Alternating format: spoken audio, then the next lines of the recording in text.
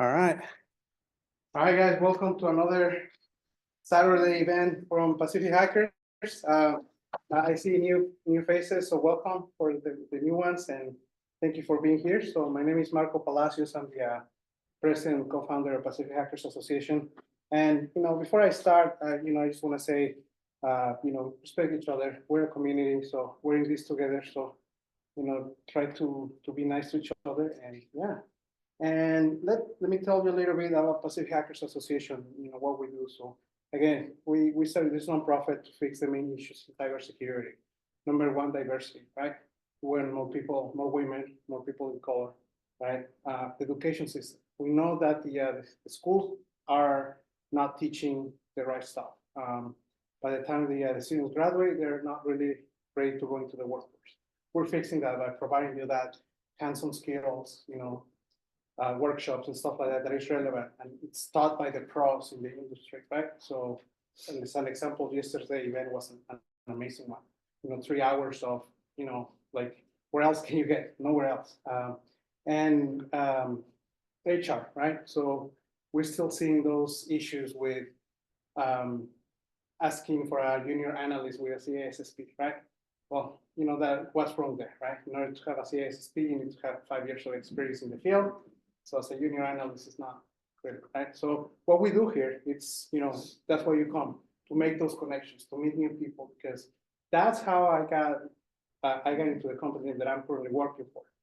I was giving a presentation, and that was my interview, right? My boss was sitting as an attendee.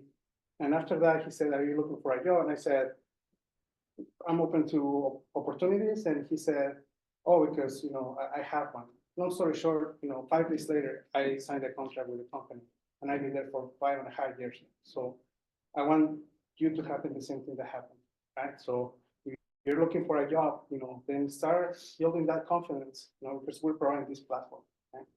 So again, we obviously, I'm a veteran, and I'm also underrepresented, so I like to help those communities, right? So it's not like I'm gonna give you special treatment or anything like that. Everybody's equal here. But again, if you're coming from those, I can give you more advice of things that you can do and stuff like that, right? Because I come from those backgrounds, right? All right, so now let's talk about the meetup. I don't know how you heard about this event, but we have our meetup page. We also announced it in the Hacker Dojo meetup page. Again, it's just cross communication.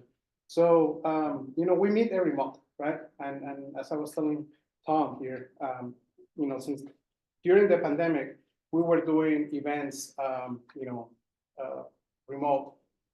As soon as they lived now you can meet with masks, and that was December 2021. We did our first event, and we have not go back to do meetings online. It's always been remote. And today, like, we're recording, right? But the recording is not gonna be ready until the next one, because this is the reason why we're doing it, right? Because you have to come meet those people. And this is an advice that someone told me from an actual hiring manager. Told me, it's like, if I go on a Saturday to your event and I see people there, that's the people I'm gonna hire. Why? Because they're taking time from their Saturday, from their families, to better themselves. And that's the people I want in my team. So again, thank you for coming. Thank you for making some space of your time. And that's the reason why, we keep doing what we're doing. If our next event, I'll show you what the next events are, but our next meetup is going to be here, actually, in the main space, wireless hacking, right? This is the part 2 from our November meetup, where we have like 4 hours of wireless hacking. So it's going to be a part 2, more on the defense side type of thing. Okay. Again, come prepared, come with a laptop. Kali, I put on the meetup what are the requirements in terms of antennas. Buy your antennas, come prepared, learn something. If you want to speak, we're always looking for speakers, right? Start that, because you never know where it's gonna get you. It definitely has got me, like I told you, got me a job, and eventually, got me opportunities to speak in different places, right? B-sides. I'm gonna actually, well, I'm gonna tell you later, but I'll be doing a workshop on B-side San Francisco. So yeah, so definitely, if you want to speak, the QR code on the right, that's the QR code for the speaker. So meet a talk, and we always have a place for you here, okay? We do a lot of community collaborations with other entities. Like yesterday was a joint meetup with OWASP, right? WSIS is another collaborator. Other organizations have reached out to us, and we're in the process of creating those. But in the meantime, those are the ones that we're constantly doing meetups. Why? Because they have good members, a lot of members, and basically it's just a joint, right? Bring my members with their members and make it a big, awesome meetup, right? We also have our conference. So if you didn't know, we have a conference. This year is going to be the 5th year anniversary. We started in 2018 with Hackers Roll Your Back when they were in Santa Clara. And we did it in 2022, right? Right after the pandemic, or still during the pandemic. We did it last year here, and this year, more likely it's going to be here. We're getting more people and more people. So if the need is to get a bigger place, I'll let you guys know. But for now, it's going to be here. This is our home. We're going to want to continue going. Okay. So next week, so Visa San Francisco were so generous to give us a table. That table usually costs like, $8,000. Well, they gave it to us because they see what we do and what we can provide. So we were trying to do like a wireless hacking or something, but we're not going to have powers, mainly for sharing, being there and telling people what we do, who we are. However, as part of that, I need to do a workshop. So my workshop is going to be on Sunday at 11. Those are the free workshops, not the paid workshops. However, Alevsky, he's not here today. He has his Kubernetes workshop that is a paid workshop, but it's already sold out. However, being that you guys part of our community, if you're interested to get into that, we'll find a way. There's always a way, right? We're hackers, right? That's why we're not called cyber. In fact, I was talking to my CEO this week. I showed her how many nonprofits with hackers, like doing real hacking. We're it. That's it. I'm not lying. Go to the IRS website. We're it. Everybody else calls cyber. We're not cyber. We're hackers, and that's it's in our roots. Okay, we think like hackers. We do hackers things, not cyber things. Okay, I want to put that in there.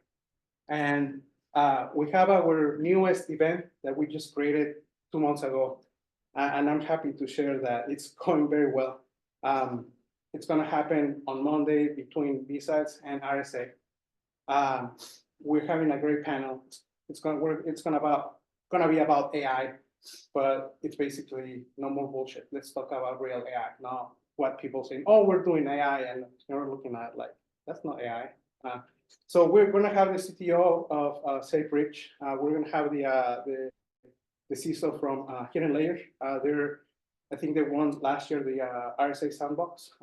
They do protection for AI, and we're going to have another the CISO for a new startup that you was elected as the I don't know what they call Innovation Sandbox this year. So they made it, and they're gonna be part of the panel. We're gonna have a workshop on machine learning, security, machine learning, and I don't know what else. So 3 hours of awesomeness. So I'll just have to tell you that we can only feed 200 people. I caught it at 170, and we have 300 registrations as of today. Yesterday was 260. Today is 300. Where am I going to put all that people? I don't know. I'm probably not going to be able to put that. But if you want to get in, please volunteer. So that's the form to volunteer. If not, send me a message, and I'll send you a link to register, because I'll give you priority, right? Plus, you get to wear one of the cool shirts. Yesterday, I was wearing it. People loved it. So I'm like, yeah, that's going to be a good seller. So definitely. Also, we are going to be at the Dark Arts Village during RSA. So it's not our village. So we were part of the Dark Arts, but it's basically Pacific Hackers running underneath, right? All our speakers, everybody's coming from Pacific Hackers. And actually, Alevsky is going to be representing Pacific Hackers and Dark Arts at the Sandbox stage. So again, Alevsky started with us in 2019, right? He was just looking for a place to gather and meet people. He eventually got a job at Google, and he continued helping more and more and more. And then and he spoke at the Dark Arts Village, twice last year and the year before, and this year is in the stage. So see the progression, and again, they all started here. In fact, many people that are currently celebrities in the industry started here. They don't like to say they started here because now they're big and they don't like to mention where they come from. But at one point they started here. Okay, so just FYI. Now they're speaking at B-Sides, RSA, DEF CON, Black Hat, and all that, but they started here. So, and there's a way to support us. And it's having buying our cool stuff. We have a badge. I didn't bring it today, but if you're interested, we're going to be selling those T-shirts. You can really tell. But if you go to that event, we're going to have the Hack the Bay plate and the Hack the Bay T-shirt. And we have also other kinds of T-shirts here. So if you're interested, if you want to help out the organization, this is how you do it. Okay. And I mean, we're a community, and we're using Discord to gather all these people to communicate with each other. Please join the Discord, because we're constantly putting jobs, we're constantly putting communication. I mean, we're trying to be as active as possible, but sometimes it's just difficult. Okay, so again, but this is your place, so please join us and let us know. Okay, and we need your help, and the help doesn't have to be money specific. It can come from just spreading the word, telling your friends who we are, what we do, and stuff like that. Referrals. If you know someone who's looking for a job in cybersecurity, or just wants to learn, or doesn't know where to start, I mean, we're here, right? So please, connection to hiring managers. If you're hiring, please let us know. Tell the people here, hey, I'm hiring. This is what we need, or just tell me, and I'll find you someone. We had in the past. I placed people at NASA. I placed people at other agencies. I placed people to other like AWS and stuff. So it's just about communication, networking, telling each other, who you are. Basically, that's what it is. Sharing your knowledge. I put the QR code again for if you want to submit a talk. And again, we're actually going to open the CFP for the conference next week.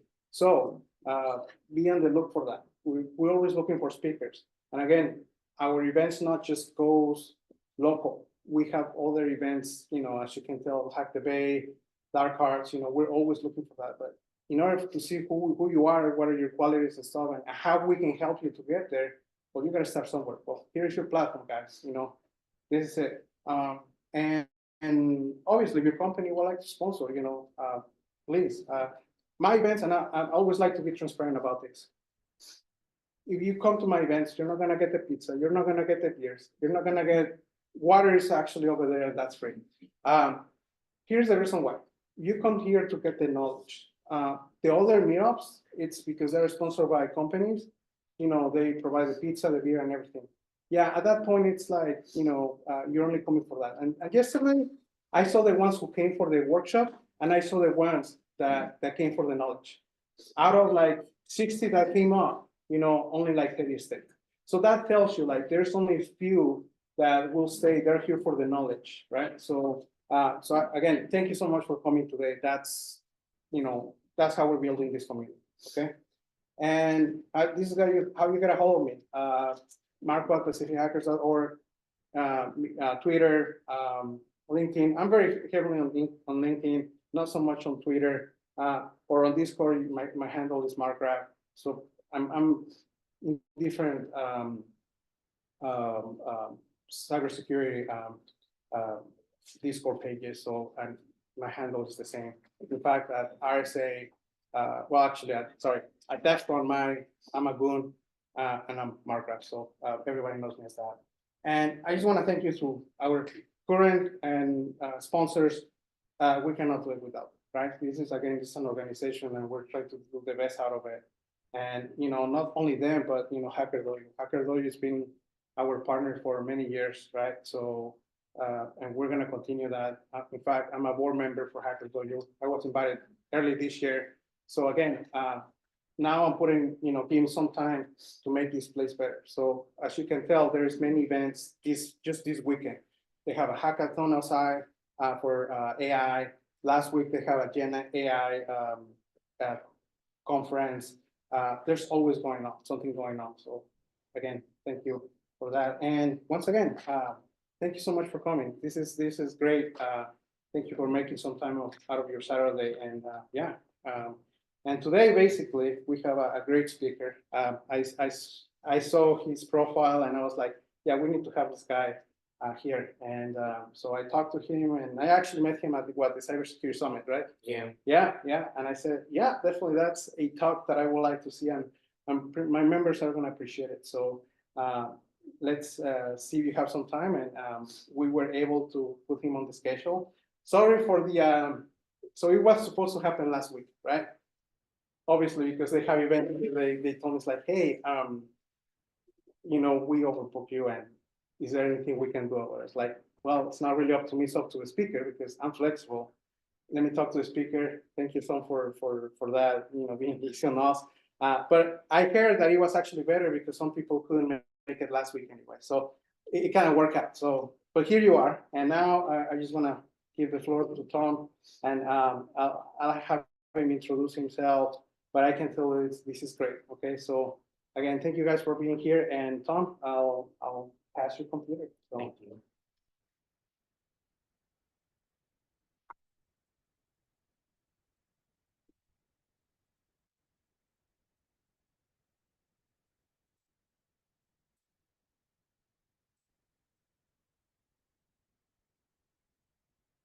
You want me to turn down one of the lights? Sure, see how it looks. Yeah. This one? Yeah, that one. Yeah. Should be there. Yeah, please also. Can you see that? You need extra seats. There's extra seats here. Well,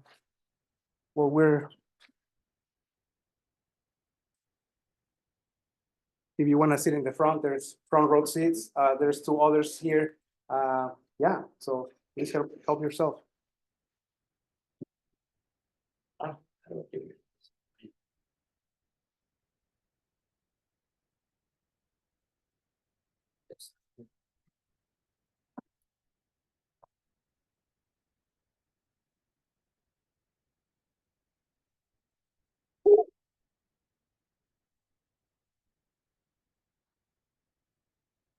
Okay. I mean, If that'll, Yep. I think that won't be in the recording. Let me get started. Thank you. Thanks everybody for coming. I'm Thomas Lee.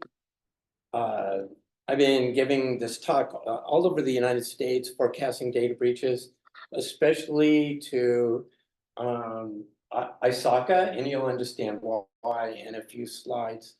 You got to know I am not a cybersecurity person. I'm a scientist. So if any of you are cybersecurity people, I'd love it if you commented as I got into this. Please ask questions. Actually, this is my first live presentation since the pandemic. So finally, I get to hear people's comments and things. So, all right. So then, if you're curious, I have a PhD in biophysics. And you'll understand biophysicists are people that, so I'm not a statistician. I'm not really a modeler per se.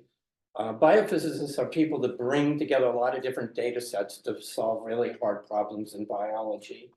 And you'll understand why it would be a biophysicist that would solve this problem. So in cybersecurity today, pretty much everything's green, yellow, red, right? Right? Have you ever heard of anybody telling you what the probability was in cybersecurity? So we just don't do it. We don't know how. It's green, yellow, red. What's the problem with that? If you're going to go to your boss and ask for some money, if the company's trying to figure out how much money to spend on cybersecurity, what do you do with green, yellow, red? It's really green, yellow, red means it's your opinion. It's not really a very hard number. And what I would say business wants to know is the likelihood. And if we do anything better than green, yellow, red, we talk about how catastrophic it's gonna be, right? Business still wants to know the likelihood, not, just how awful it could be. So the benefit of when it says forecasting, it means we can actually figure out the probability. And that's what I'm gonna be talking about today. And please speak up and ask questions as I get into this. So this is what I'm gonna be, and I'm trying to stay in the camera here, so. So this is what I'm gonna talk about. What is probability? Just so we can all be on the same page. I'm gonna talk about that and what a bad probability is. I'm gonna tell you how we would develop a model that could predict data breaches. I'm gonna show you the model the best that I can. I'm gonna teach you what it tells us about cybersecurity, and we're gonna analyze 3 Canadian banks for fun. I'm gonna talk briefly about the concept of model risk. What does that mean? And then I'm gonna talk about how you could use this information. People always wonder how I could use. Okay, so let me start with probability. So in this talk, I'm gonna say things like a 4% probability. What it means is, if I say that, it's a 4% annual probability for a reportable PII data breach. Keep in mind, this is not about cybersecurity incidents. It's not about ransomware. It's about reportable PII data breach. And can I say the only reason it's so narrowly focused is the only thing for which companies are compelled by law to report. So it's the only thing that we could build a usable data set. Okay, so if I say 4% annual probability for data breach, it's the same thing as once in 25 years. You just take 1 divided by 0.04 and you have 25. So once in 25 years is the same thing as a 4% annual probability for data breach. Okay, so what does that mean once in 25 years? I'll tell you for sure, it does not mean wait 25 years and then I'll have a data breach. I'll tell you how to think about that number. What it really means is that just imagine 25 companies, and each company has a 4% probability for a data breach. All right, what that really means is that in 1 year, one of those companies will have a data breach. That's what it means. Once in 25 years really means a data breach every year among 25 similar companies. So why is that important to know? Because as a company, you could easily have 25 vendors that have your data and they could expose it if they were to have a data breach. So you can see once in 25 years is a catastrophe. You would have a third-party data breach every single year on average. By the way, always think I say on average after I say these things, but in 5 years, you should expect to have 5 data breaches on average. So this is important to know. So sure, green, yellow, red, and if you could really say the likelihood, you could go to your boss and say, this is how much money we need, and this is our likelihood. But the most important reason to begin not looking at things as green, yellow, red, but really understanding the probabilities for third-party data breach. This is the biggest concern. Today, this is how we look at third parties, one by one. We ask for a SOC 2 report. We ask questions for the company. We get a score from BitSight or Security Scorecard, but none of those answers the question, what is the cumulative risk? And that is the population risk that's the concern when it's third-party data breaches. And by the way, I hope I can come back and give you a talk about third-party data breaches, and I'll explain how to use this kind of information. Oh, and then if you're into colors, this is red, flaming red. Okay, so a 1 to 25 years is a catastrophe as far as a large data breach is concerned. Any questions? Just blurt out questions if you got any. Okay, so now I'm going to tell you how we would develop a model. And just basically, if you think about the problem, is finding the differences between companies that did and did not have a data breach. And then again, when I say data breach, I mean a reportable PII data breach, one that you're compelled to report by law to federal, the federal government or all to the different 50 states. And we tend to only think data breaches happen one way, you get hacked or something like that. But there's so many ways data breaches happen. Malicious outsiders, of course, what everybody thinks of, but there's also malicious insiders. There's a lot of accidents. Somebody emails HR data to the wrong person. That's a data breach. And lost or stolen, I can tell you, it's about 2 to 5% lost or stolen laptop rate. And so you tell me how many laptops, I'll tell you how many will be lost or stolen. To develop a model using empirical regression modeling, I need 2 sets of data. I need to know all the companies that had a data breach, and I need to know all the companies that did not have a data breach.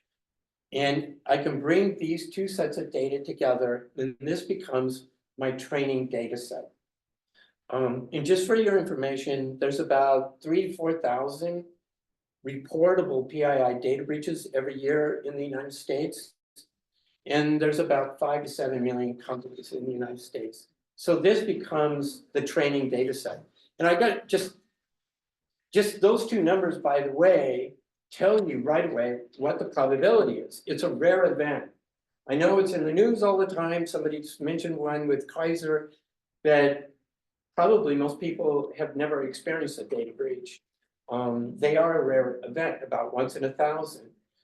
3,000 data breaches, 5 to 7 million companies. Okay, so to be able to model this, I need to think of something I could measure for both groups of data. Oh, I'm sorry. Sorry to interrupt. Yeah. To provide perspective to companies, so you are defining all companies as equal, whether it's a small one or experienced. Yeah, that's right.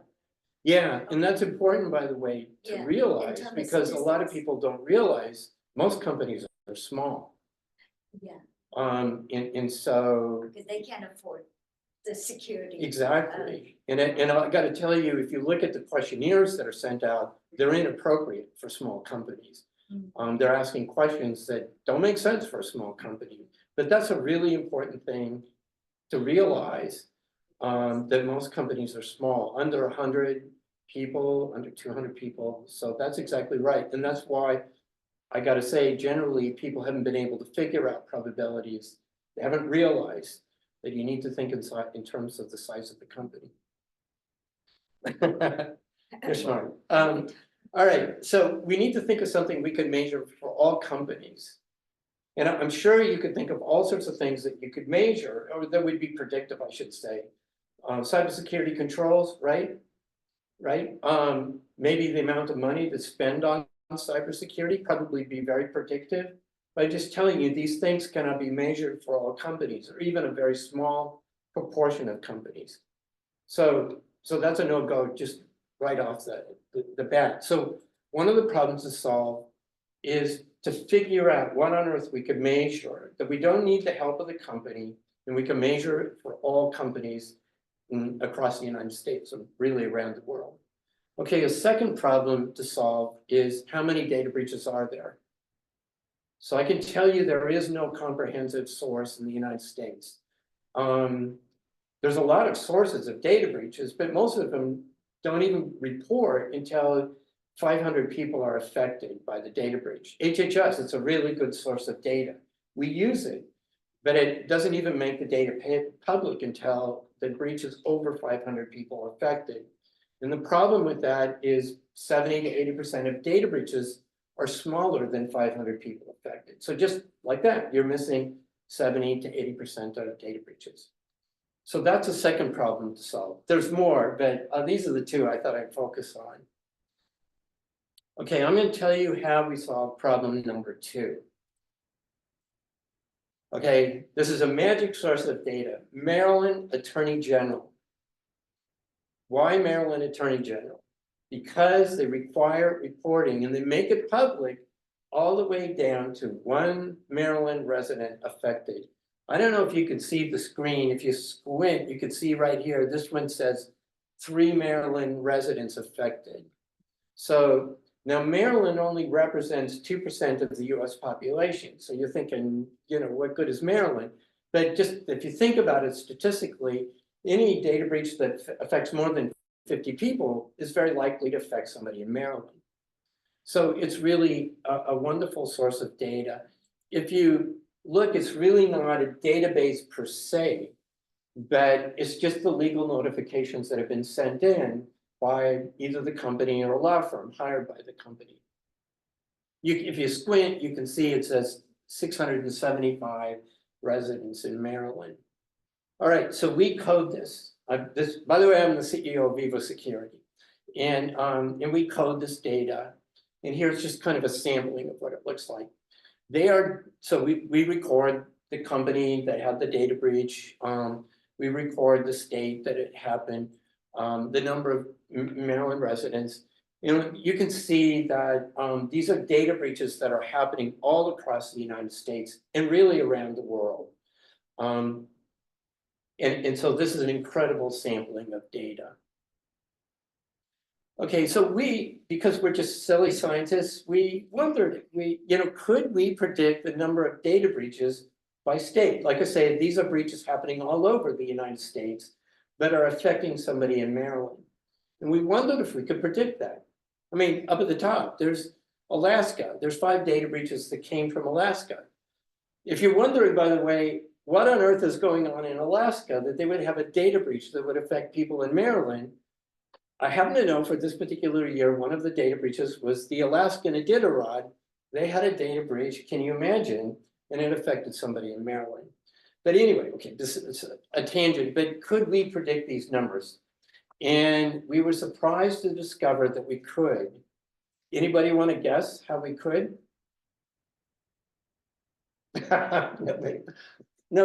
You'll be, I mean, it amazes me. Okay, I'll tell you. GDP. We can predict the number of data breaches reported to Maryland based on the GDP of the state and the driving distance to Maryland. I want to show you how accurate this is. By the way, somebody pointed out there is a negative number, and just because it's empirical regression modeling, if you know, you're just trying to fit a line to a bunch of data, and so you can get some weird things. Like Idaho's just really small and very close to 0, so that's why you got a negative number. All right, but I want to show you how accurate this model is. Maryland itself, the model predicts 65. We observe 67 in Maryland. If we go 400 miles north to Massachusetts, the model predicts 22.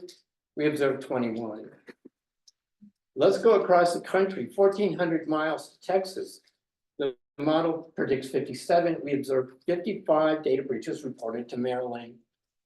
Little Iowa, the model predicts 6. We observe 5.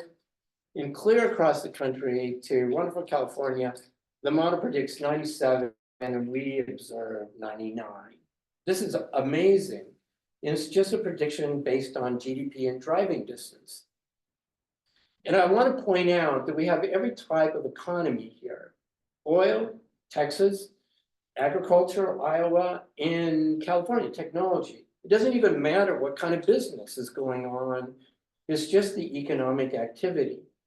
Now, I'll tell you, we can also predict it based simply on population, but GDP is much more accurate.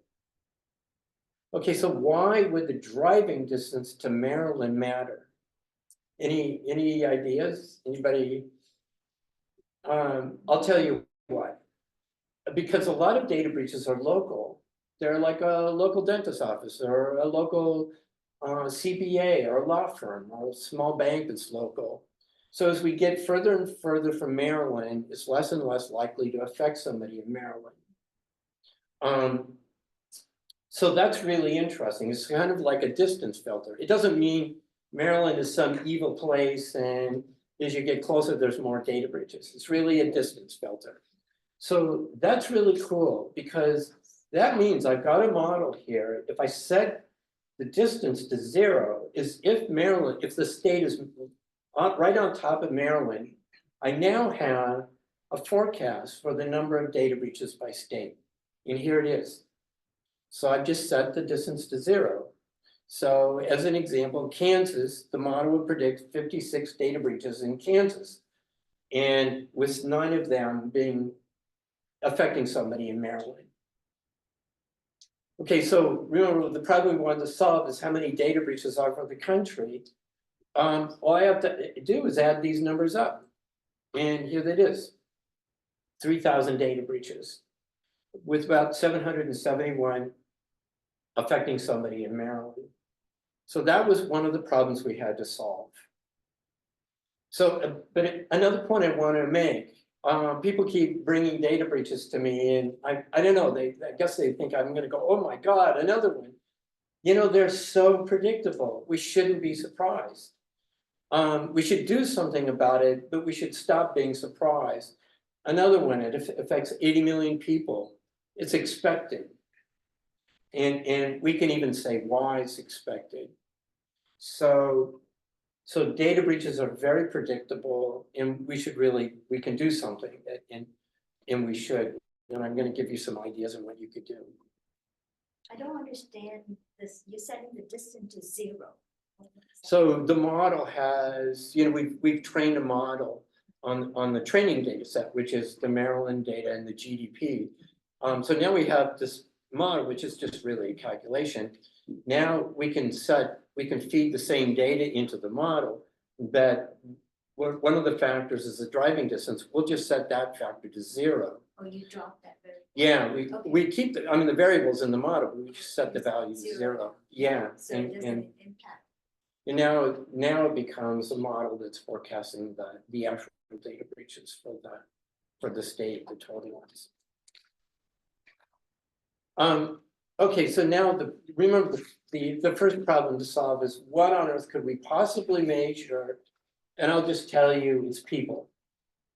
You know, remember I told you that we could also predict data breaches by state, by the population? You know, I mean, if there's a theme here, it's about people.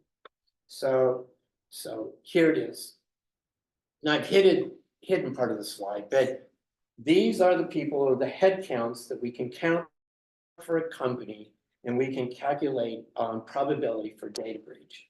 It's the number of employees, the number of people with a Red Hat certification, RHCE, the number of people with a Microsoft certification, the MCSA, the number of people with a CISSP, and the number of people with the CISA certification. And you can see it says /IT. We normalize these certifications by the size of the IT department. Now, so some of these increase the probability for data breach, some of these decrease the probability. So employees in RHCE, the colored red, don't forget green, yellow, red. So we're still using colors, but that increases probability. And then the 3 certifications on top decrease probability. So I'm just curious, maybe some of you read the abstract, so you know the answer, but how many people think, if we think about these 3 certifications, how many people think the MCSA is most effective? Anybody? How many people think, oh, okay, good. Probably because most of the corporate infrastructure is related to Microsoft services, like I think they're You know, doing that kind of thing. Yeah, I'll provide an interpretation though, but exactly, I think. How many people think this? Go ahead. One more question. I was wondering why the use of Linux for the Red Hat certification, why? You know, I could spend an hour on that. I know, and people really get into that. I'll tell you, well, I'll just tell you quickly, but we could talk about it at the end. One CISO said, well, it is just another technology stack and I have to secure it. So I need a bigger stack for that reason. But people have said all sorts of things. A really interesting thing about that is, so I cause and effect. I don't think it's saying that there's something bad about these people. Of course, I think it's telling you about the technology that's in the enterprise, and that company with more Red Hat certified employees probably have more Linux. And a really interesting observation is we see that the average number of CISSP and CISA are higher for companies that do have more red hat. So somehow organizations are understanding they have a bigger risk and they're getting larger InfoSec teams for that reason. But we could spend some. It's probably because most of the infrastructure on the internet is Linux, that's why there's no features. One person said, with great power comes great responsibility. Other people have said, oh, Linux people are, admins are cowboys. I don't know. And I'll say, when we code the data breaches, we have no clue. It doesn't say the data breach happened in Linux. They just don't have to report that. So I would propose it just means there's an extra burden here. And it may be the breach is related, but so many things cause data breaches. So don't always think in terms of a hack. It could be a lost laptop or a malicious insider. Go ahead. There's so many questions.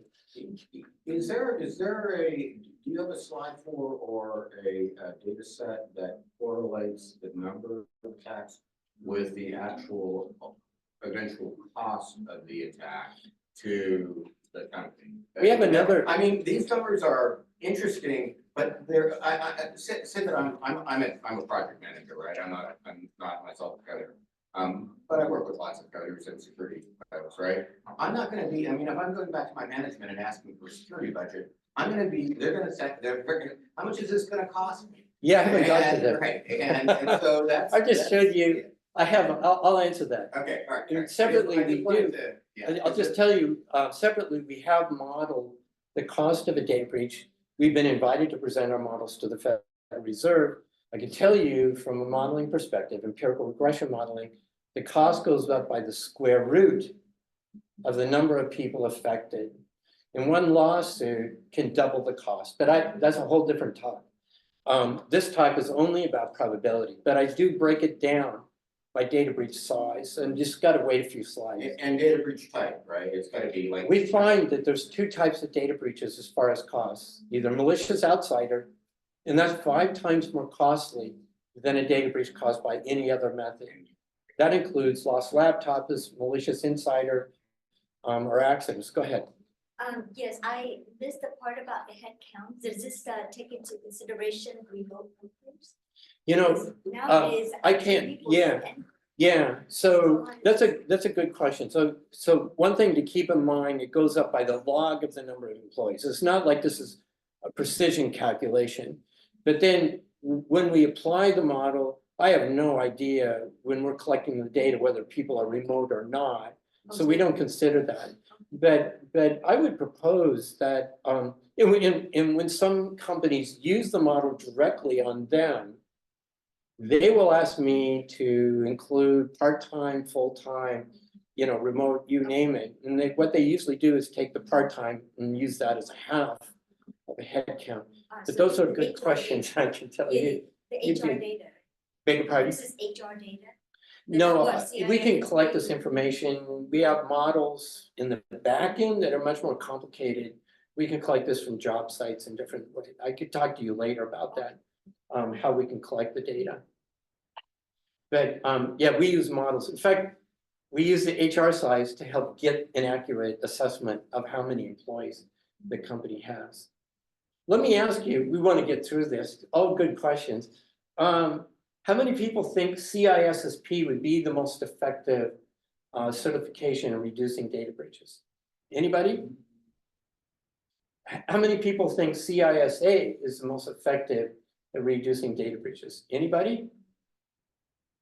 How many people like chocolate? Okay. In medicine, that's probably control. So I know everybody likes chocolate. Okay. Well, I'll tell you what the answer is. Maybe you read the abstract. A big surprise is that, well, so first when we model, by the way, we're able to model for small data breach and large data breach. And one of the things I can tell you that there's a diminishing return as a company hires more and more of these people regarding small data breach. So, but there is, let's see, did I animate this? I forget now if I've animated. Oh, yeah, I did animate this. Okay, go back to the, sorry, Henry, got a little mixed up. But so one big surprise, I asked you CISSP and CISA, I'll tell you, most people may not admit it, but it's assumed that CISSP is most effective at reducing data breaches. And I can tell you that's generally understood, but because we know the data in CISA are under-hired. So they're hired at a dramatically lower rate than anything else. Yet we see, statistically speaking, that they're just as effective at reducing data breach as CISSP. And just an interpretation, they're oftentimes called the third line of defense. The third line of defense, they're auditors, but it's just as valuable at reducing data breaches as CISSP. The people deploying the controls, it's just as important the people that are checking the people that are deploying the controls. And that's a big surprise. And if you want to know the low-hanging fruit in cybersecurity, it's CISA, the most effective way of decreasing the probability for data breach. The diminishing return, one of the things that we find as far as small data breaches go, as the company gets larger and larger, it becomes harder and harder to prevent small data breaches. So that's what I mean by diminishing return. But when it comes to large data breach, there's no diminishing return. So you've heard this old adage, it's not a matter of if, but when. That's not true when it comes to large data breach. If you have a lot of data, you have no excuse. You can drive that probability to near zero. And there's many companies that have done it. Near zero means like once in 10,000 or once in, a bigger number, 100,000. So MCSA has the least effect here as far as reducing probability for data breach. It's a modest effect and it's mainly around small data breach. But this is actually important for a lot of small companies. You asked about small companies. Oftentimes it's the only certification we'll find for a small company.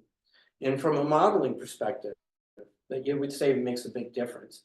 And somebody mentioned, why is Microsoft, why is that certification? I think it's just simply the most common certification. I interpret these in certifications a little different. So Microsoft certification, when we contact companies and we ask them, we notice you have more MCSA than usual, they'll say, oh yes, well, management really emphasizes people getting certified in IT.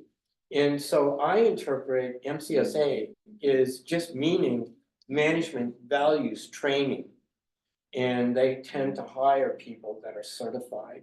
And by the way, I've had CISOs take this information. There's one CISO that I work with.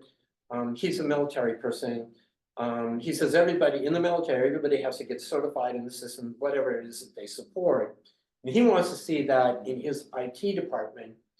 And he was laughed at. He went to the head of IT and said, I'd like to see this. Well, now he's taken our model. And today it's a bank. And today they now collect certifications in IT and they emphasize it. If you wonder why the number of employees would matter, some people wonder this. I would say there's so many reasons.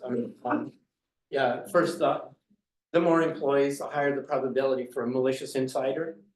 I told you about the lost laptop rates, about 2 to 5%. You tell me how many employees, I'll tell you how many lost laptops you'll have annually. Of course, cybersecurity people like to think of this as your attack surface, but not everything is malicious outsider. An increased chance of just simply something stupid happening.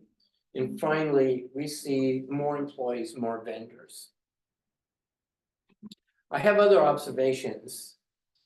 Does anybody have any cybersecurity certifications in here?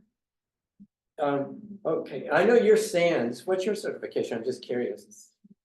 CISA, Pentest Plus. Oh, okay. Linux Plus. I have CISSP. Oh, you have a CISSP. Long time ago. Okay. The first thing you need to know is I'll get to the second point in a moment. One thing you need to know is in the modeling process, this is an empirical regression model. So we tried a lot of things. One of the things we tried in the modeling process is simply counting the number of people that work in cybersecurity within a company. And I gotta tell you, it's very predictive. So everybody that's working in cybersecurity, you make a really big difference. However, when we use certifications, we got a much more accurate model. So certifications, that's telling us certifications bring value. And some people say it's a racket, and I'll just tell you, it's not a racket. We can see statistically that all of the certifications we tried, they were all valuable. And they all were much more predictive than simply counting people that are in cybersecurity. So you need to know that.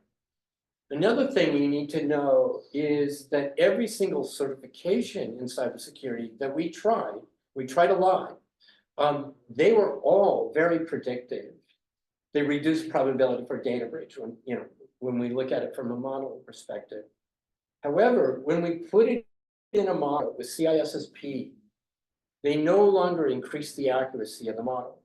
And our objective is to make an accurate model. So that's telling us a lot. That's telling us all of the certifications are valuable, even the SANS certifications. That when we put them in a model, we don't need them. They just don't increase the accuracy. So you need to know that, and you need to understand your certifications are valuable. And when they're sort of there by default, we don't need to count all these certifications. All we need to count is the CISSP. Meaning that there's an inverse correlation between the number of certifications on a company's security staff and the security breaches. Yes, exactly. Another thing you need to know is that CISA is completely different. When we put it in a model with CISSP, it's still predictive. In fact, it's just as predictive as CISSP. So the CISA is giving us a very different aspect to cybersecurity that we're not capturing with all the other certifications like pen testing or the technical certifications like CISSP or the SANS certifications. CISA is a very different aspect to cybersecurity, and we need it. And that's an important point to make. Okay, I'd like to make an analogy to help you understand what we found from modeling. So just imagine you go to the grocery store and you want to make a model that predicts family size based on what you see in people's shopping cart. I mean, you've all done this, right? A big full shopping cart, you go, oh man, they must have a whole lot of kids back home, right? Okay, so let's imagine we're going to do that. Let's imagine that we discover the amount of milk in the shopping cart predicts a lot of kids at home. It predicts the family size. That makes sense, right? Kids like milk. You've done this, right? You've looked at the milk and you went, they have a pretty good sized family. Imagine that we find cereal is also a good predictor. Kids like cereal, right? And I've done this, and I know you have kids at home because I know you don't eat Frosted Flakes. Okay, but here's the thing. If we put cereal in a model with milk, it doesn't increase the accuracy of the model. So good modeling process is we would remove cereal from the model. Imagine that we discovered diapers is also a good predictor. The amount of diapers in the shopping cart, a lot of kids, infants at home.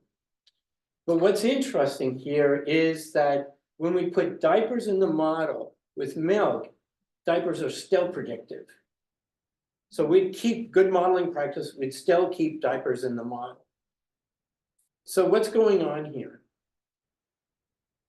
Well, maybe milk and cereal are measuring the same kind of thing. What are they measuring? They're measuring older kids, kids old enough to drink milk and eat cereal. And what are diapers measuring? They're measuring something completely different. They're measuring infants, little people, too young to drink milk yet and eat cereal. So the milk is kind of like the CISSP. And the cereal is like all the other certifications that I'm telling you are important, but I don't need them in the model to forecast data breach.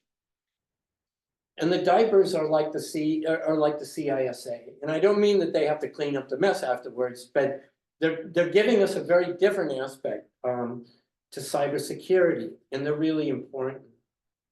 So this is our best model, right? Milk and diapers. But I got to tell you, there's a lot more in the shopping cart, right? If I just give milk and diapers, my family will get sick. So I need a lot of other things in the shopping cart. I need cookies and ice cream and hot dogs, of course. But what's cool here is I don't need to measure those things. All I need to measure is the milk and diapers, and I have an accurate measurement. Nobody laughs when I do cookies and ice cream. The same is the true of cybersecurity. There's a lot more in the shopping cart. There's all the controls that are deployed. There's people with penetration testing certifications. There's people with the SAM certifications, but I don't need those. What's cool is all I have to do is count the CISSP and the CISA, and I can make an accurate forecast. Any questions? Have I sold you guys? All right, let's apply the model. Let's look at some companies. I used to call this certification handicapping. I was told to take that out. I used to go to the horse races with it. So anyway, if you want, you can use your phone, take a picture. You can also just email me afterwards. I'll send you the slide deck. But these are the things that reduce probability for data breach. And these are things that increase the probability for data breach. Employees in the Red Hat certifications. So let's apply it. Here's 3 Canadian banks, and I'm showing Canadian banks. Canadians like to say they're really North American banks, but I'm showing this because I presented this first at Toronto. I suck at Toronto. But just a show of hands, how many people think? Well, we could just take a moment and look at the numbers. If you look, you can see the CISSP, the CISA. You can see the number of employees. You can see IT size. Remember, we normalized the headcount by IT size when it comes to the certifications. How many people think RBC has the lowest probability for data breach? Anybody? How many people think TD Bank has the lowest probability for data breach? Okay, 1 person, 2 people, 3? How many people think BMO, Bank of Montreal, the bottom, has the lowest probability for data breach? 1, 2, okay, or should you change your vote? Well, those two are. 3, okay. Oh, that's really pretty good. I'll tell you, it's funny that when I showed this in Toronto, most Canadians picked RBC. And I like these pictures because, you know, they're distracting. And I want to make the point, don't be fooled by brand, okay? And the Canadians picked RBC because they're so famous in Canada. They're considered to be a really well-run bank. Okay, so the answer is C, BMO. And I'll step you through how to see this. By the way, they're all incredible. So just want to make that clear. But definitely one is much better than the others.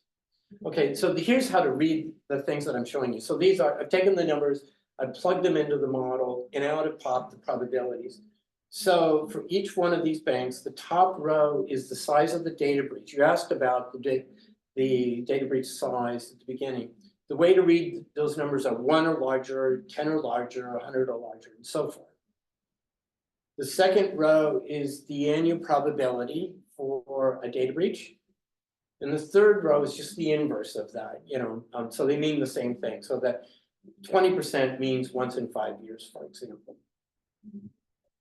Okay, so when I'm looking at companies, the first thing I do is I look at the size of the company. So the first thing we can see is BMO, RBC and TD are significantly larger. They're really big companies. You know, 80 to 90,000 employees, significantly larger than BMO. The first thing to see is that large companies have small data breaches. We can see though, the CISSP and CISA headcount are much better for TD than RBC. They have really similar probabilities for a small data breach. About once in 4 years, on average. Big companies have small data breaches, and you shouldn't be shocked.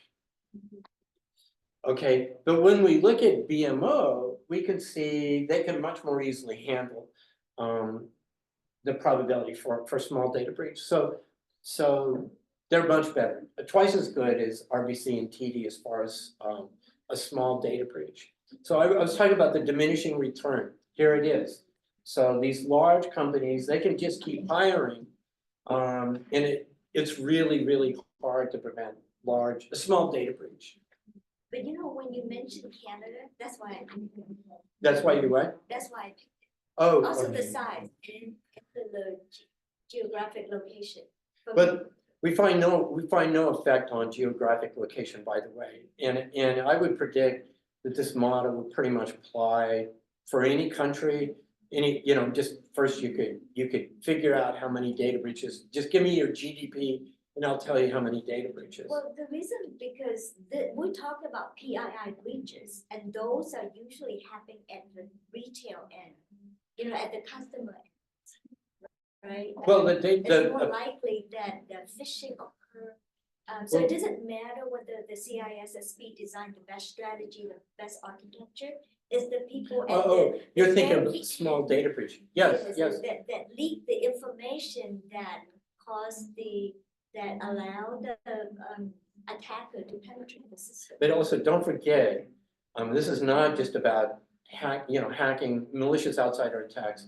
This is also about emailing accidentally HR data to the wrong person. Right. This is about, an accident, where you deployed software and there was a Yes. vulnerability. And this Right. is also about losing a laptop that wasn't encrypted. Exactly. So, Yeah, so or, it's on the outer end.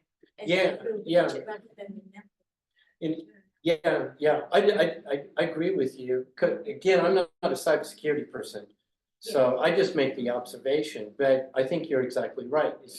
You could say why, you're a cybersecurity, you're a CISSP for crying out loud. No, So, I also combine it with human behaviors. yes, Observation of how people work, how the industry work, and what people are thinking. How small business are performing, and they try to catch up with the big guys, etc. So there's a lot that go into. I think that's exactly right. And then we see this statistically, as we Yeah, so monitor. it's interesting to Yeah. get that data to confirm what. I Yeah, see. I agree with you. And it tells you something else that people say, oh, well, if I'm evaluating vendors, I want to see if they had any data breaches. Keep in mind that a big company will have data breaches. In a data breach that Google can be quite large. I mean, they have 200,000 employees roughly. Just a breach of their HR data is going to be 200,000 people. So keep that in mind. All right. Let me go on and talk about large data breach.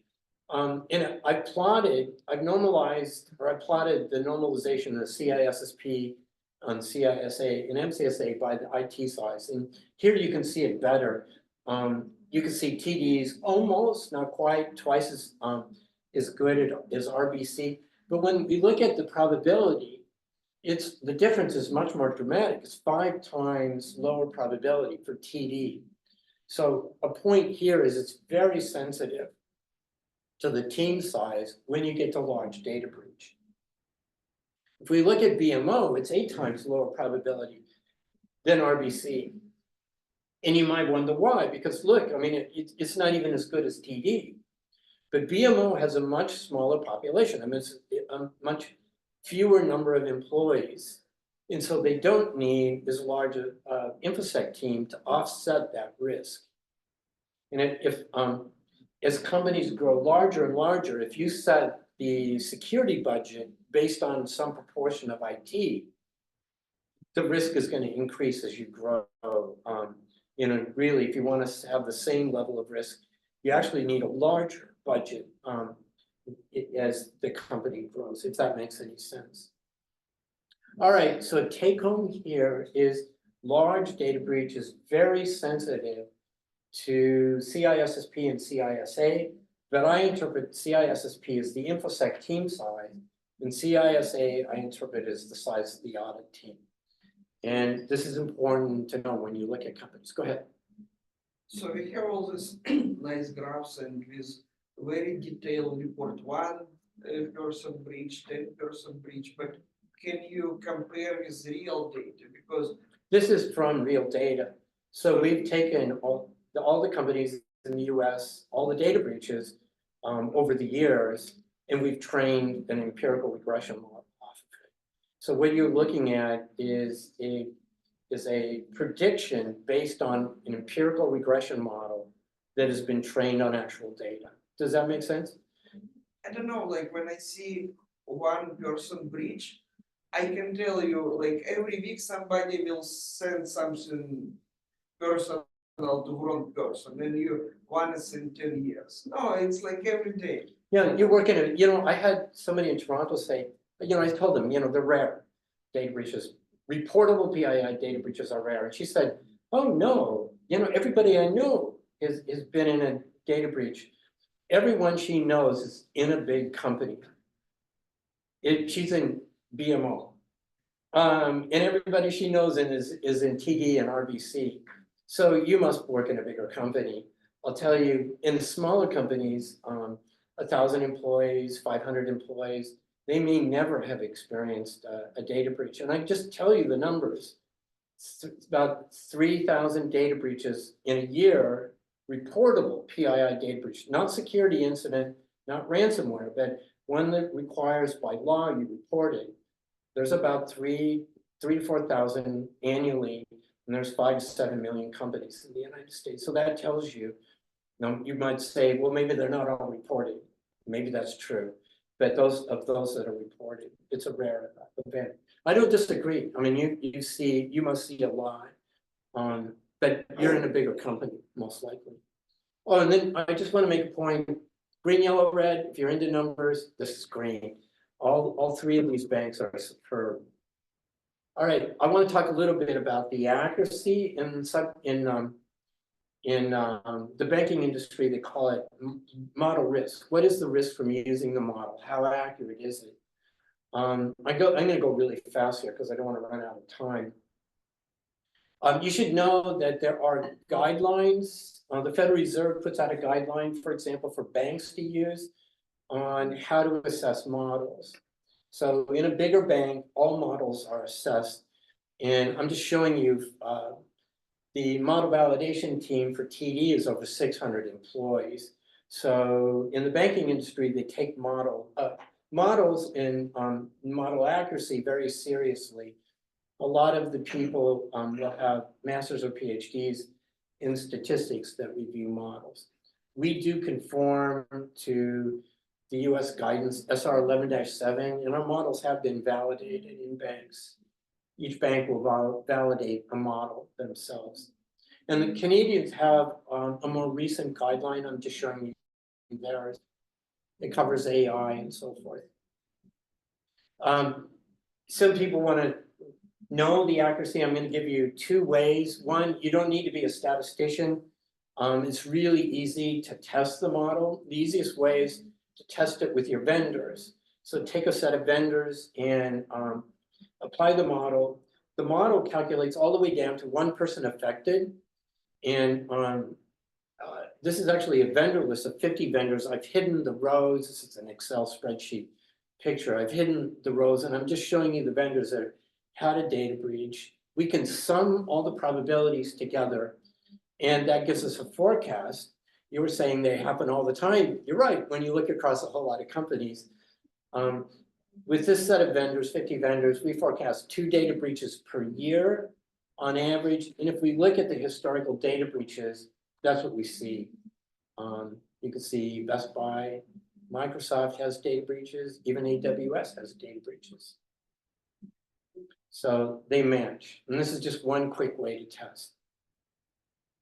A more accurate way, or another way to ask how how predictive is the model, how accurate is with a lift chart. What you do is you plot all the companies in the, in the United States, for example, and all the data breaches, and you plot them in a graph, sort of, or you order them from lowest probability to highest probability, and you start plotting, or the other way around, highest probability to lowest probability. And as you plot the company, you sort of plot the number of data breaches, or you plot a circle at the proportion of data breaches to that point. And you end up with a plot that looks like this, if you had a terrible model, so that 100% of the companies in the United States would account for 100% of the data breaches. And I could fit a line through that. And the model would say, if I had such a model like this, it would say 50% of companies are 50% of data breaches. This is a useless model, and we call this the null model. This is just telling you nothing, really. It does tell you, at least if you could do this, roughly speaking, what the probability for data breaches is 1 in 1,000. We could do better than that if we have a much better model. If we do regression modeling. So I forgot I animated. So this is telling us 2.5 million companies are responsible for 1,500 data breaches. This is a good model. This is very much like a fraud model we've done for companies. This is what the curve looks like. It's telling you 5% of companies are responsible for 50% of data breaches, let's say. And we've made really good models, and we've paid a lot of money to develop models like this, like forecast fraud. So now I'm going to show you what this model looks like. This predicting data breach based on people. This is what it looks like. It can pick out 0.4% of the companies in the United States that would be responsible for 50% of data breaches. So it is picking out 20,000 companies that are responsible for 1.5 thousand data breaches. A perfect model, if you want to know, a crystal ball model would pick out 0.04% of companies. And that's just picking out exactly the companies that are going to have a data breach. So it's 10 times worse than a perfect model, but it's amazingly accurate. And I guess I ask you, why shouldn't it be? And it's telling us that the people that are working in cybersecurity are really important for reducing data breach. Okay, so I put some colors in if you're into colors. Okay, so I'm coming close here to the end of the presentation. I just want to talk about how you would possibly use this information. Christine DeHurst in Toronto's coined the term shift up. By that she means stop just focusing on the controls and shift up and start thinking about the people. She thinks about this in the context of looking at their parties. Just know it's a very accurate model when it comes to looking at third parties. But start thinking about the people within your organization that are doing all this hard work. I think there's 3 ways we can use this information to reduce data breaches. I tell you, they're very regular. Nobody needs to be surprised. So let's think about how we could really reduce data breaches. Now, I've changed the name. I could have put in Pacific Hackers, but it used to say ISACA. But I have to say, the modeling is teaching us that these organizations, like your organization, and like ISACA, like ISC Squared, are really important. We see that indirectly through these certifications. The fact that the certifications are so much more predictive than just counting people. Now, why would that be? I don't know. You tell me. You guys are coming to these, but I propose maybe it's staying up to date on what hackers are doing and the mistakes people are making and what the new kinds of controls are. One thing that I can see from fraud modeling is fraud technologies, fraud detection technologies that are based on a certain way that fraud occurs are accurate in the first year or 2, but decline over a few years and become inaccurate. So that tells me that hackers and fraudsters are changing their methods. and you need to keep up. And I think that's what these organizations like this group, I think that's their value, and we're seeing that statistically. So embrace these organizations, embrace the certifications, and keep up with the training, and it makes a difference. The other thing is promoting the CISA. Nobody's got it, right? I'm not surprised. It's undervalued. I want to show you how valuable it really is. So, and I'd like to change some minds, and I am changing minds. I'm getting CISOs to rethink the value of auditors. All right, I want to remind you that CISA, those headcounts are just as predictive in the model as CISSP. But there's a diminishing return. Remember that? And the diminishing return is for each one of these factors independently. So you can have a whole lot of CISSP, but that doesn't mean there's a diminishing return for CISA. And that's important to know because CISA are under hired. And this is a hard graph to understand, but these are the ratios of CISAs to CISSPs. Just like one thing to see is 30% of companies have less than a 1-to-5 ratio of CISAs to CISSP.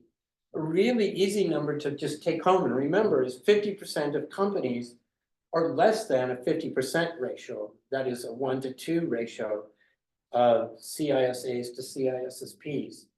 So these people are really valuable, but we're not hiring them. And I can tell you why. Can you see this very well? It's not very, it doesn't show up very well. This is a bubble plot that we use for comparing companies. And these are credit unions.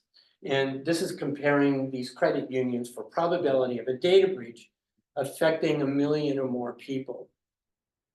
This is the frequency along the y-axis, and this is the number of employees along the x-axis. And both scales are log scales, so they're a little distorted. You can see each division jumps by an order of magnitude. These are, I don't know if anybody's familiar with some of these credit unions. Here's Navy Federal Credit Union, PenFed, there's Boeing Employees Credit Union. This is high risk down here, once in 1,000 years, and this is low risk up here, once in 10,000 years. Remember, once in 10,000 years doesn't mean wait 10,000 years and you have a data breach. It really means every single year among 10,000 similar companies. And just for your information, there's 14,000 banks in the United States, roughly. So you can see right away, you're going to have a lot of data breaches in the United States with banks. Okay, we asked the question, by the way, circle size is the size of the CISSP normalized by IT size. So we asked, what could school first do? What would be the most effective thing they could do if they hire one more MCSA or one more CISSP or one more CISA? What would have the best effect for schools first? And here's their headcount. They have already 8 CISSP, they have 2 CISAs and 2 MCSAs. The answer is, here's their probability, once in 6,800 years. The answer is, the most effective thing they could do is hire one more CISA.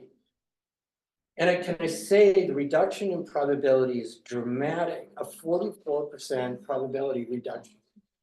This company literally spends millions of dollars annually to get a number like once in 6,800 years. So just to imagine that hiring one more CISA, they're not even paid very much money, but one more auditor could make that a dramatic reduction in the probability for data breaches. Amazing. Now you think, what the hell am I going to do with this information? I'll tell you what, the CISO loves this model. He's got his MBA. He studied regression modeling, getting it. Most people to get their MBA study regression modeling. He used it. He used it, by the way, to get people certified in IT. When I first started working with him, he said, I do not like auditors. He said, I do not like being embarrassed in front of the board. That's what auditors do. By the time I'm done, he is training up his employees. He said, I'm gonna get people trained internally with the CISA. I'm gonna pay for the training material and I'm gonna pay to take the test. And so that's what's going on inside. And he said, and I know what I'm gonna do, they're gonna report to me. And I'm gonna make sure we get ahead of audit. We're gonna discover the problems before audit finds them out. And, you know, when they bring them up in front of the board, I'm already gonna have answers. Okay, so, oh, diminishing return, I forgot I animated this. So a thing to take home, a thing to really make a difference is to remember the importance of auditors and pass the word around. It's not recognized. It could make a really big difference. We have the data. I could actually plug in a small change into our models, and I could tell you what a difference it would make in reducing data breaches. Just if we still have time, I'll just, the final way is third-party data breach risk, managing correctly. Today, we're not doing it correctly. We're looking, I told you at the beginning, we're looking at just vendor by vendor, but the risk comes from the number of vendors. Here's a set of vendors. This is 69 vendors for a bank, again, a bank. These are vendors that have a lot of data, over 1 million records. And the probability for a third-party data breach is once it's 64 years. And that's a terrible number, by the way, for a bank. One thing you don't know, but we've discovered tail vendors. Every company has them. These are vendors that have a lot of data, but they have dramatically understaffed InfoSec and audit teams. And it's usually a very small number of vendors. That's why we call them tail vendors, but they usually account for 50% of the risk. And so if you could mitigate the risk from these small number of vendors, you could cut your probability in half or double the years. Instead of 34, it would be once in 70 years almost. And I want to show you how dramatic it is. So All Light Solutions, 10,000 employees. The median number of CISSP for a company of this size is 25.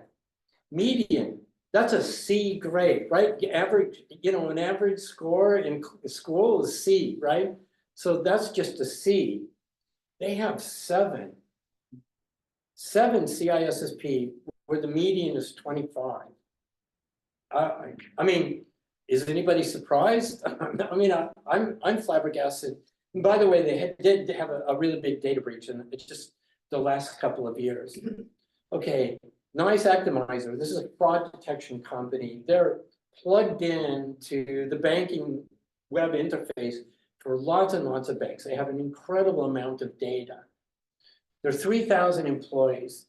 The mean number of CISSP for a company of this size is almost 10. They have 2 CISSP. That's 2 overworked, poor dumb bastards that have to try and deal with all the problems for this company. And look at this. The median number of auditors is 6. They have 0. This is enterprise car rental. They do have enormous amounts of data. 86,000 employees. If you didn't know any better and you say, what, you know, what's the problem here? 20 CISSP? These are expensive people. I mean, you probably know. But the median number for a company of this large is 46, and they have 20. And look at the audit, 25, they have 10. And remember, audit is just as important.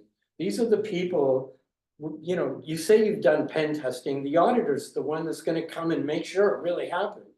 You've deployed something that's supposed to discover malware in Excel spreadsheets.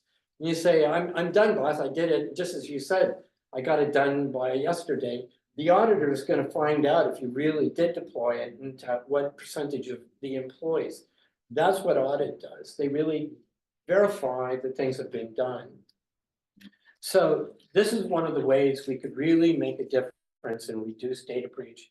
And that is doing third-party risk assessment correctly for at least data breach and paying attention to the companies with understaffed InfoSec teams. And today, every company has this, every company that we've looked at, they're unable to discover these understaffed companies. So that's it, the end of the talk. I hope you invite me back. I'd love to tell you about third-party data breach risk. If you find this interesting, send me an email, or link up with me. You know, I'm happy to share information. You know, we really are trying to make a difference, and I think we can. I think, in fact, I think the silver bullet in cybersecurity is third-party risk management. Any questions? Yeah, go ahead. Is information public for like which company there's probably without link? Yeah, contact me. You can get, I can show you how to get the information. It's all, everything I've shown you is public information. It's very easy to get. Go ahead. Oh, very interesting finding. I really appreciate it. I just wondering if you can share about the method of Collecting the getting these data. collecting and the model that you're using. You're using regression testing and you say AI, so I want to know what component Yeah, of AI you're injecting into regression testing. Yeah, contact me. I do a deep dive. So for banks, they require we show the model, show them how we did it. So I do a deep dive in it. If anybody wants a deep dive, you don't have to be a statistician. You know, we do different levels and we can go in it. So I give you, it's much more complicated on the back end. I'll just tell you some of the complications. Companies are not compelled to report how big a data breach is. So you find most data breaches you don't know. We have to build a model for that. So just even the size of the data breach, we have to build a model. How big is a company? That's sometimes not so easy to get. We use other models for figuring that out. AI, the one problem with AI is explainability and interpretability. You don't know how AI came up with things. We use empirical regression model for the final model because it brings insights to the subject matter expert like yourself. It's easy to interpret. You can understand how the probabilities, you know, we got those. But contact me. I can take you on a deep dive. Yeah. So it looks like most of the information you collected from open source resources. Maryland Attorney General, Google it. Yeah. That's one source, but we look at all the things that we brought together, government data on GDP, Google driving distance. We could cross-reference to other states. There's 2 other states that also. No, it was not my question. Okay, So do you think you're missing something very important? Like you can count what you can see, but there is other parameters like culture in the company. Some companies, we don't care. And another very like strict rules inside company. You cannot really measure this. It's like yeah. counting like people with dogs live longer. It's nothing to do with dogs, they just walk more. You know, so that's exactly right. That's why it's astonishing that this could be so accurate. But all these things that you mentioned, I would love to be able to measure that, but we can't. And that's why you don't find anybody's made progress. I mean, how long has FAIR been around? I don't know, what is it, like maybe 15 years now? FAIR's guessing of what the probability would be. So nobody has solved this problem. And I think the reason we've solved it is we're not cybersecurity people. I don't think like you. I don't care even what the culture is. We just wanted to try and make a predictive model, and we solved it. And can I say, statistically, it's just a model, and it's the best fit we could do to the data. So of course, it's not everything. When you talk about other things like culture and stuff, I just remind you of the shopping cart. There's a lot more in the shopping cart. We can't measure those things. What I recommend, this is really a model for the expert, like you. And I recommend you take it. And then if you go to management and you're using it to try and get more money or something like that, you know what's in the shopping cart. But you can do things when you talk to management. You could say, well, this is how many people we have in our InfoSec team, and this is how much our peers have. And we've got half of what they, if you were All Light Solutions, I would take that information to management and I would say, we're really understaffed. We've got about a third of what's average. And we need the staffing, and I also need all these controls. When you do pen testing, we also need to do a whole lot more pen testing and so forth. That's how I would use the model. It's just, we're trying to bring you the best data that we can and the best statistical modeling that we can. It's for an expert. And you take it and bring in your expertise and combine it with the model, and you can make powerful arguments. Is any company going the other way? Beg your pardon? Is any company pulled the lever the other way and said we should just get rid of this many people? No, I mean, you've got to be, People use You know, the concept. don't misuse- It's fine, so. some people have said that, oh, do you mean I just need to hire more CISSPs? Well, of course not. All we're just indirectly measuring the work. It's the work that these people do, of course. And of course, the solution isn't to outsource or something. I mean, people want their companies to grow, but what they need to, I'll say that I think it tells us, like a lot of companies struggle with knowing how much security to have. Everything's green, yellow, red. How am I supposed to make a business decision on that? I think this is telling us that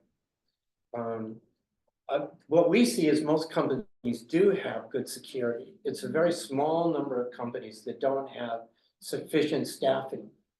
And I wouldn't blame them because they probably just don't know. And so. Well, also it's hard to recruit the top tiers. If you're top tier, you're gonna work for the big company. And I have an answer for that. This information needs to go to the business. And we need to drive the desire for more of these people. That'll raise salaries and you get more CISSPs and CISAs. My message to ISACA, they issued the CISA, is stop trying to work on the supply and stop working on the demand. This information needs to go to the CISO and it needs to go to business. And they need to understand the value that audit brings. It brings a lot more value than just cybersecurity. But, they need to have this information. They will then go out and hire the people. And to hire them, they're gonna have to raise salaries. Well, we're gonna all be happier. But that's how to bring more people into cybersecurity. Pay more, right? So simple. I think that to be some sort of combination or an approach where the CISAs and the CISSP should be working all together, right? It's about the amount of people, how many people you have as CISA, how many you have for a CISSP. So the thing here, I think, should be a combination of both, because for example, from my point of view, CISA is just making sure that the check is there. The other ones are more technical, right? Making sure the technical that you also mentioned. I couldn't agree more. In fact, so what do we learn from modeling? People matter and their training matters. And we've learned that there is a big surprise to CISA. I would take this information and now I would think really hard about teams. What are the certifications you want? What are the skills? Pen testing? Because there's so many different certifications and they represent different aspects of cybersecurity. So what I am seeing is that companies are now thinking that way. And they're beginning to say, well, I'd like this scale and that scale, and I want to find somebody with both certifications. And also I'm seeing that companies are beginning to look at their third parties this way. I could say HP Enterprise came to our talk at ISACA Boise, Idaho. My mom came from Boise, by the way. They're taking this away and they're now asking questions from third parties about the size of their InfoSec team. And when you talked about small companies, the thing to ask about small companies, most of them have outsourced cybersecurity, which is okay, we can say statistically. But what we want to know is how many hours per month they get of outsourced cybersecurity and at what level. Is it CISSP? Is it something else? That, these are the questions now to start asking of your third parties. But I couldn't agree more, is start thinking in terms of the people, the skills that they bring, and how we could do even better with what we've got. My message to ISOC is, I'm telling you, you're really valuable, think about why and do it better. And I would say Pacific Hackers, think about that. You are bringing tremendous value. I know it's hard work, but we see that indirectly, and it's the training and so forth. You talked about mentorships and things like that. I really spot on. If you think about the CISSP and the CISA, they each require 5 years. What can we do to help people get that experience? And I think it's reflected in those 2 certifications. I'm sorry, I'm going on and on.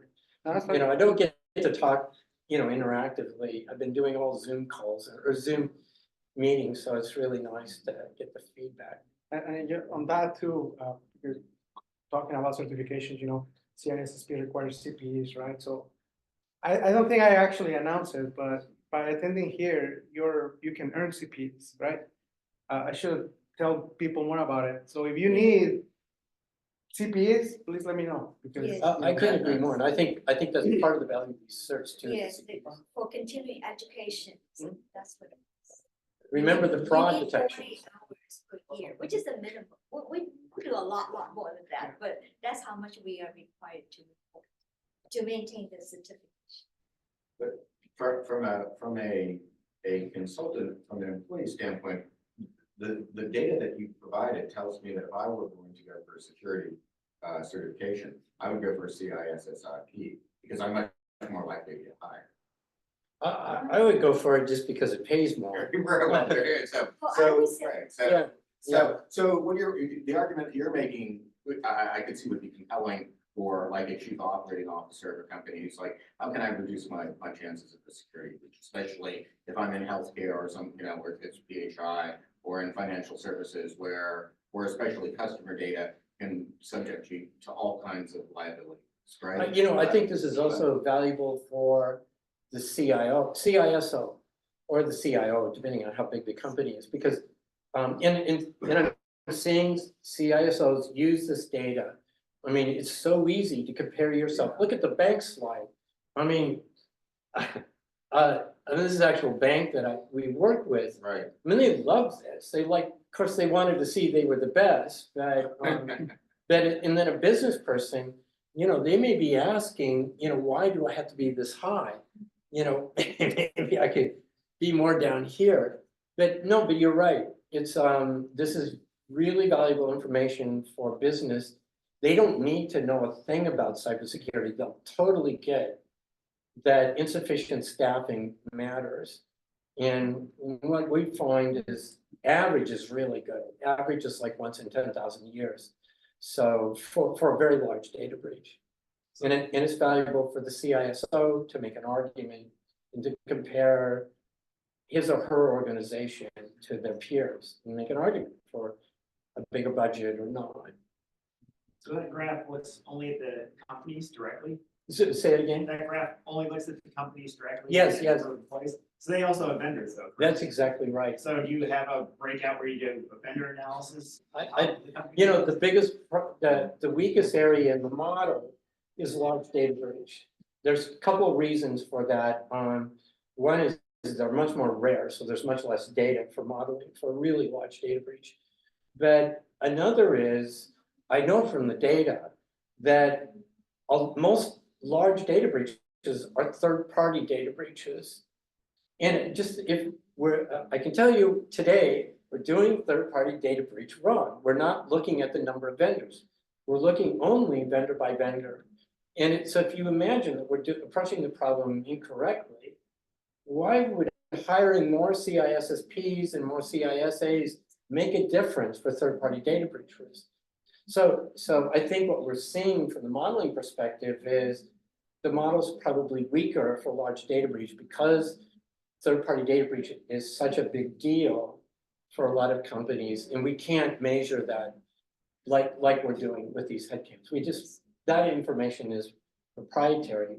You have pretty good numbers on cloud versus on-prem data No. stores? No, yeah. So when companies they're compelled to report, we just have what's in the legal notifications.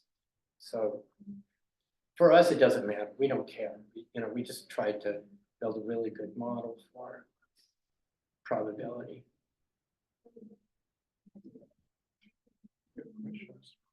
Any other questions?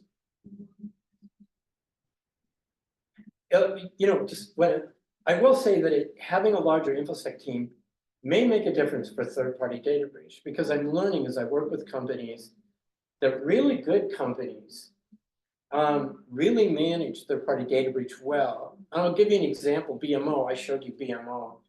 I understand, I don't know if I understand they only have 19 critical vendors. That's amazing for a company of that size. I've seen other banks smaller, they'll have 200 critical vendors. So to only have 19 is really good. I may be talking to ISACA Ireland with a CISO, he's in Prague, but he has we'll be talking, about this very subject. There's a lot of things that are done in third-party risk management that are correct and are managing this. And what he does in his company is they have a threshold above which they do not share data. So maybe it's 100,000 records and they will not share data with a vendor above 100,000 records unless management overrides that. So with a policy like that, you're going to end up with very few vendors that could expose a large amount of data. So there may be a correlation. Companies with larger CISSPs and CISAs may take this more serious. Another thing I see companies don't do is they don't require purging of data post-engagement. So what you should do in third-party risk management is it should be in your contracts that if you're sharing data with a company, when the engagement is done, they delete it and you receive a certificate of destruction from the company. I see a lot of companies don't do that. But that's another thing that limits the number. There was a bank we were working with, I can't say who they were, but they gave me a list of 200 vendors. And I thought, this is unbelievable. And they said, well, it's because we forgot to tell vendors to purge data. And so the list just grew and grew. So there may be a loose correlation between the number of vendors that could expose data, large amounts of data, and the size of the InfoSec and audit team. All right, so I'm just going on here like a scientist. Any more questions? Have I inspired you guys? Yes. No, You really make a difference. So, and I got the data to say. Yeah, and definitely, as I mentioned before, we do a lot of workshops, we do a lot of hands-on, so I am seeing questions like how you're getting this data and stuff like that. Like, I mean, maybe in a future workshop, you can explain that, and not just use bank, but just take any industry and kind of see what are the findings from people and just point them to the right direction, because at the end of the day, this is very important, right? For companies to know. But as I was mentioning earlier, so our meetup, our organization is more focusing on the operators, the ones who are securing the environment. ISACA obviously focus more on the risk management. ISSA and others focus more on the executive side of things, right? So they tend to forget about the operators, the people who are actually doing the work. So us, right? So this is the reason why we exist. So yeah, if we would like to, make this a, being this together, we should collaborate together, but, start from the ground up with the operators, understand where, how you communicate with the CISA people, with the CISSP, because sometimes I don't have any of those certifications and I'm not interested in getting those certifications. It doesn't appeal to me, right? But for others they might, right? And but how do I work with them? That's a big question. So yeah, no, this is great. Also, one thing that we need to consider is the technology behind of it. Right? So we have, as of now, we have just discussed about the people, which are arguing. But the thing I want to is about the technology. For example, we have an example scenario. We have a company which is having a web application online, and they have everything is what we have a web in front of it, everything goes well. The CISA comes in and then he was just making sure that check is there. So it said, okay, we are just making sure that we have the hardware, or we have the software to control this kind of traffic. And then the CISSP comes in, and then they check that we have the firewall of the software, right, controlling that. But even though if nothing can be secure the transaction, right? But in the terms that we will be able to exploit a zero-day vulnerability, then we're able to extract the information from a web application where all the credit card information is there. So I think it's more difficult or to handle that type of situation. So we need to consider the technology, which is actually the core thing here. We just, can I say, as I'm listening to you, I'm thinking, you know, if I was a senior business person, I don't need to micromanage. Like, the only thing I need to know is, I gotta hire a bunch of people like you. And you know what you're doing. And the data says, you know what you're doing. And I think that's the important thing to keep in mind is, it's a really, I said before, it's a tool for the expert, but I would suggest taking as an expert, take it to management and say, look, this data says, I know what I'm talking about. And you know, I'm telling you, I need another team member, and just don't get out of our face, and I know what I'm doing, and you know, I know what to deploy, and I go to Pacific Hackers, and you know, I'm learning about the latest thing. I think that's the take home, is that you folks just know what you're doing, and we just need more of you. And the details, I don't know, I think you know, first, we can't measure that anyway, so I could never build a model based on all the controls and things. You just can't measure that. Yeah, what I got from this is that it's a conversation starter with executives. It's not the think so. conclusion that you Oh, for should, sure, or yeah. you should make this number. It's just a conversation starting, and then from there. But one thing to keep in mind is it's a very accurate model. Yeah. So if you make a decision that, well, we only need half, I mean, what magic thing are you doing that your peers don't have to do? So that's how I think of it. It is a conversation starter, but I still think in terms of the shopping part. The message is where your solution and your proposal. exactly, yeah, and it's more than just controls in the shopping cart. It's also Yeah. about frameworks and all the things involved in cybersecurity. Yeah, I agree. It's a place to start the conversation, and it's a lot better than green, yellow, red. I mean, Yes, right. I see 2 questions. I could be wrong, but is it safe to say that your model predicts accurately and that CISSP correlates with better security, but that doesn't necessarily mean CISSP is the cause of the better security? yeah, I would say that's exactly right. I look at it as a proxy Yeah. for the size of the InfoSec team.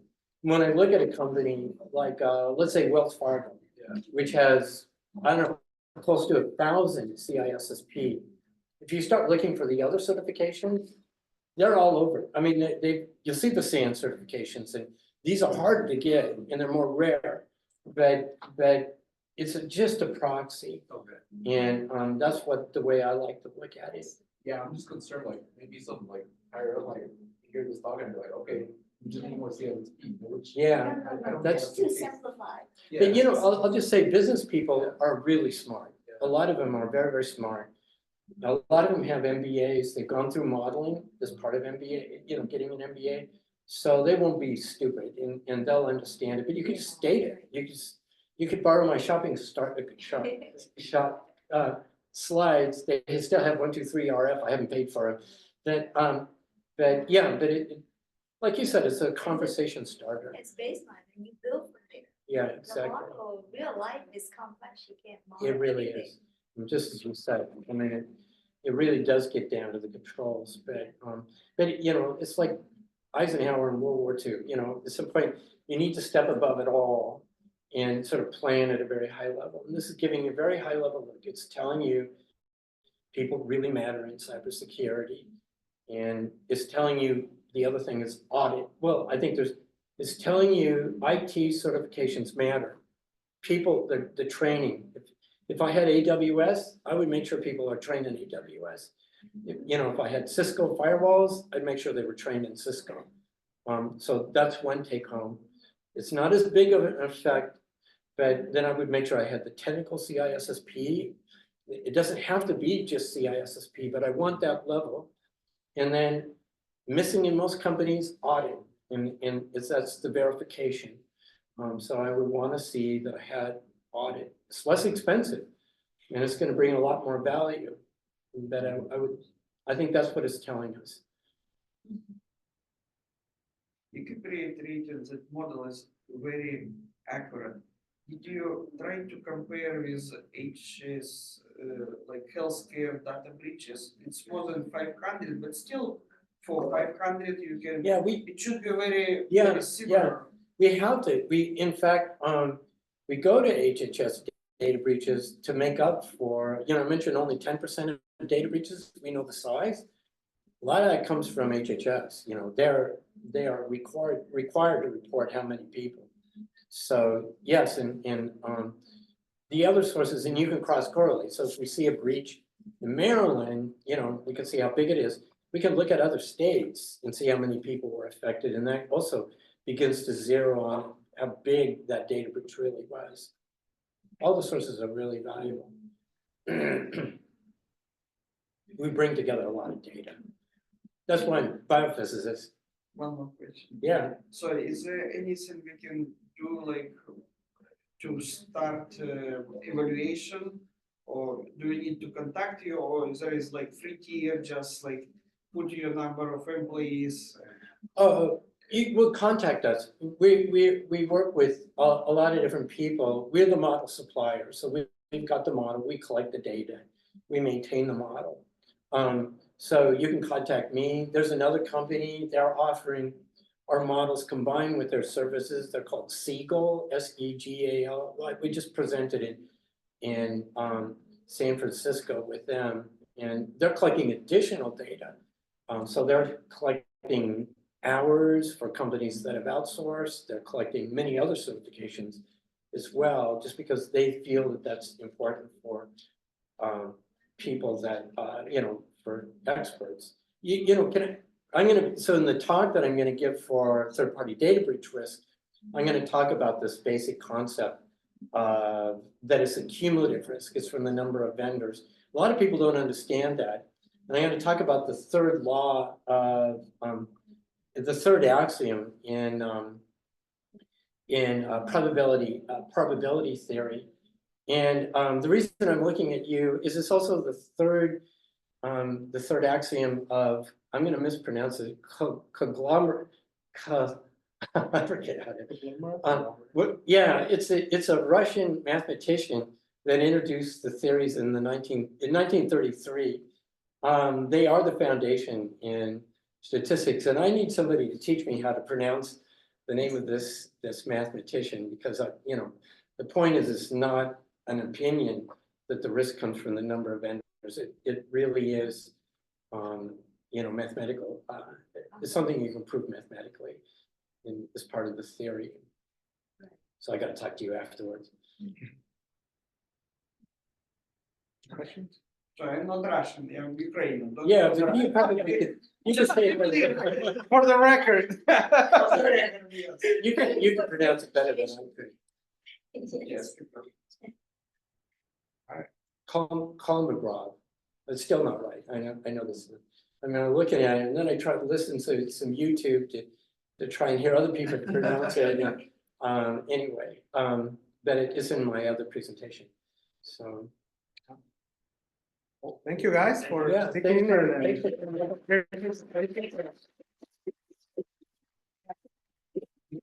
Yeah, thank you, Tom, and yeah, so for the ones who missed the first part of my presentation, again, we have so much things going on. Starting next Saturday, all throughout next week, so I'm pretty sure we're gonna run into each other, and well, have a nice weekend, and yeah, we'll see you then. Thank you. Yeah, thank you.